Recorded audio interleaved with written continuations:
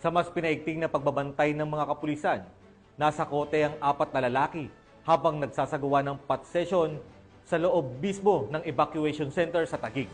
Alamin ang buong detalye ng report mula kay Patrolwoman Berna Gunran. Arestado ang 4 na lalaki ng mga tauhan ng Taguig City Police Station bandang alas 7:30 ng gabi sa loob ng evacuation center sa Hagonoy Sports Complex nitong Hulo 23, 2025. Kinilala ang mga suspect na sina alias Nix, 20 anyos, alias Mick, 51 anyos, alias Jin, 48 anyos, at alias GP, 25 anyos.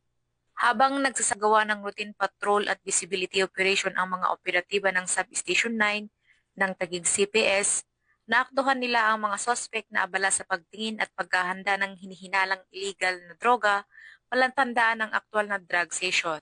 Nakumpiska sa mga suspect ang 4 na plastic sachet na hinihinalang shabu na may kabuang bigat na humigit kumulang 3.1 gramo at tinatayang may standard drug price na 21,080 pesos.